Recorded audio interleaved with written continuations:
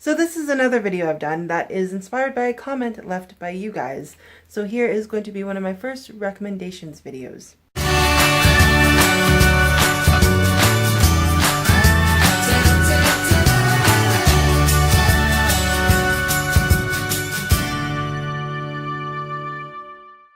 Hey everybody, welcome back to another video. This is going to be one of my first recommendation videos where I recommend books I like. I was doing monthly recommendations, but with some of the themes and some of the ideas, I couldn't do them every month because I just didn't have books for them every month, or I didn't read books from those certain types of themes, and I felt that was just inconsistent, and I wanted to be a little bit more consistent. So I'm going to try and do my own recommendations every month just based on books that I've read and based on books that I want to recommend to you guys. And when I recommend books, they are going to be either a 4 or a 5-star rating. And so if I have read books in that genre that didn't quite make it up there, I'm not going to be recommending them in these videos, just so you guys are aware. So inspired by my recent read of Almost Autumn by Marianne Caroon, I am going to be recommending some World War II era books for you guys. So I will give a bit of a warning. Some of these books do deal with some harsh content because there's some very harsh and difficult things that happened during this time period. However, when it comes to World War II fiction, I don't think we should ever silence what really happened to people. But I do like to give people a warning that the content can be kind of intense and can be kind of hard to read in some places. So just if you're aware of that. But like I said, I don't think we should ever silence some of the things that happened to people during these times, and they should be told in stories.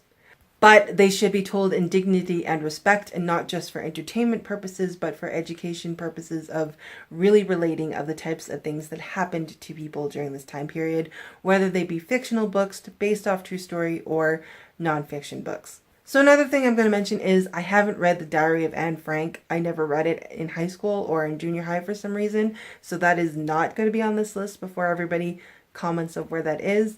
The other thing I'm going to mention is I have read The Hiding Place by Corrie ten Boom, but I actually listened to the audio drama by Focus on the Family of this book rather than read it physically. So again, I'm not going to be mentioning that on there, but if you do want a fantastic audio drama or an audio repetition of a book, you must go pick up The Hiding Place by Corrie ten Boom. It was just a beautifully done. Anything audiobook dramas that Focus on the Family has done are just fantastic pieces of art and book readings, so you should definitely pick those up.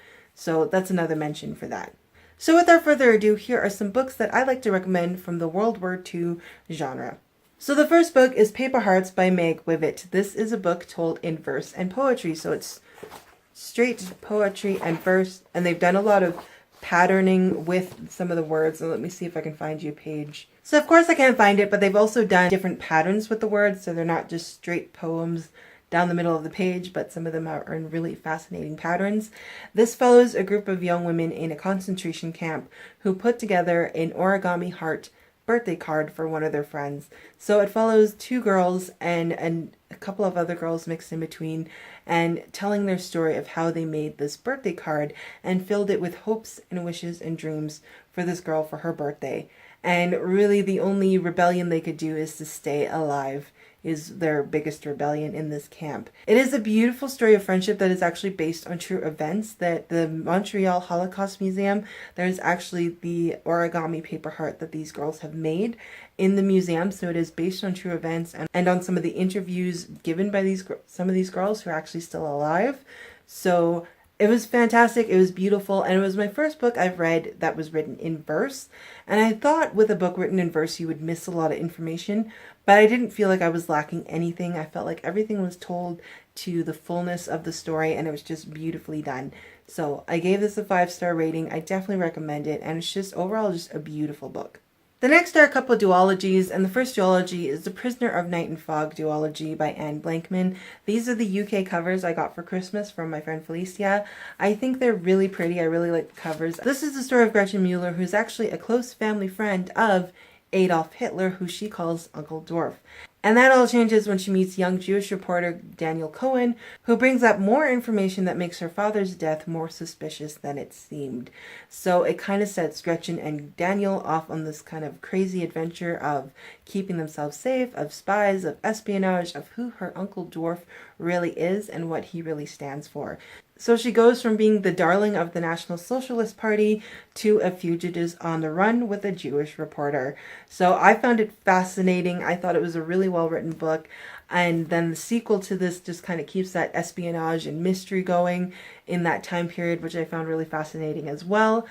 I found The Prisoner of Night and Fog actually relatively clean. There wasn't anything that bothered me otherwise. The second book, I just will give a bit of a warning that there is kind of an underground crime market, so there's a bit of drug dealing and prostitution ring, but there's just the understanding that they have a prostitution ring and the women work in that ring, and there's no detail or information about any of that. And same with the drug, there's just the understanding that they deal in drugs, but that's about it. So there's just that bit of content warning, but it really didn't get into any more detail or anything like that that bothered me to any extent. So I still would consider this a moderate, mild clean if you want to pick up these books and read some fantastic spy and espionage World War II era books. The next two books is another duology, and I think they're actually getting a prequel book, which is coming out actually this month in May, and I'm looking forward to that one, and that is the Codename Verity duology by WWII. So I have Codename Verity and Rose Under Fire, and then I think The Pearl Thief is going to be the next book coming out, if I'm correct. So Codename Verity follows two young British girls' friendship and how that friendship grows. One of the girls' plane gets shot down over Nazi-occupied France, and she is captured by the Gestapo. This is written in a journal version, which I really liked, so I really liked the journal version. I really liked how this all came full circle, and you're kind of going back and forth on whether or not she's actually a traitor or doing something smart. It was kind of a really back and forth kind of thing, and I thought it was fantastic. It was really heartbreaking. It had some really heartbreaking moments and some terrible moments that happened to her, like most of these books.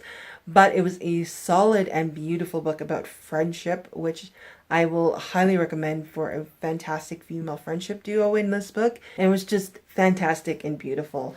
The other book, the second book to this, is Rose Under Fire, and this follows a young American pilot, and it does mention one of the girls from the previous book, but very briefly. So this young girl, again, gets shot down over, I think, occupied France again, but she gets taken to the concentration camp Ravensbrück, which was the infamous female concentration camp. There she meets a Soviet pilot and several other women who are known as the Ravensbrück Rabbits, because during this time they were doing medical experimentation on these women at Ravensbrück. The information and the research that went into Rose Under Fire specifically, when I went to Elizabeth Wine's website, it was all information that she did for research for Ravensbrück and the events that happened around there, and so you can really tell all of the research that went into this and how she wanted to authentically tell the story of those women in that camp.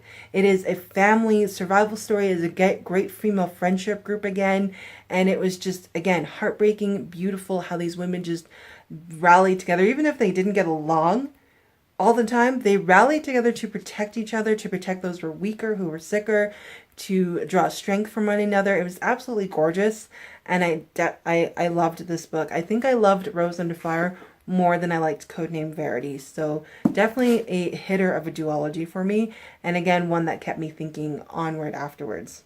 The next book I want to recommend is an obvious one for many of us here on BookTube, and that is The Book Thief by Markus Zusak. I have the movie tie-in version. I actually saw the movie before I read the book, because I didn't know it was a book before I read the movie, which is a lot of times what happens for me. So sometimes thanks to movies, I find fantastic books.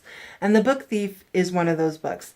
It follows young Liesel Memminger as she is given to an adoptive family and this is a family within Germany. So this is another great perspective of what happened to the German people within Germany, how there was just that fear of even saying the wrong things, of even doing the wrong things and getting in trouble for that. And Liesel starts stealing books and starts learning to read and finding solace and freedom within those books and within learning those books. And it's just beautiful with the friendships she develops, with the relationships she develops with her adoptive family. And I just loved following her story of a young girl during Nazi Germany and what she did to kind of keep herself hopeful and just filled with imagination, and I loved it. I also love the fact that it is narrated from the perspective of death. So when I first watched the movie, death is portrayed as just a person with a bowler hat and a long dark coat. You see him like very few times. He has this very deep, gentlemanly voice, so you don't picture like the Grim Reaper with the scythe and stuff. So I kind of had that mental image when I was reading the book, and I really enjoyed having Death, which is weird to say, but I really enjoyed having Death be the narrator of this book. And that was a fascinating perspective, and that just made this book that much interesting. It is rather slow moving at some points, and there's some sections that are just a lot of information heavy and just kind of bogging and slow moving, but it's still a fantastic and adorable, heartbreaking story. The last book I want to recommend was my most recent read, and that is Almost Autumn by Marianne Cahun, which I'm probably saying her last name wrong because it is Norwegian. And this follows young Elsie, who is stood up for her first date by Herman, who is part of the Norway Underground, and he can't ever tell her why he stood her up. And that's how the story kind of takes off, and you follow a bunch of different perspectives. I've done a full-length review on this. I've said a couple times now, you're not reading the physical things that are happening to these characters, but more their emotional reactions to these things. And that's what made this story very powerful. The writing is beautiful, and just it's overall just heartbreaking. And this one is one I will preface with a spoiler for anyone who just finds it difficult to read really difficult settings.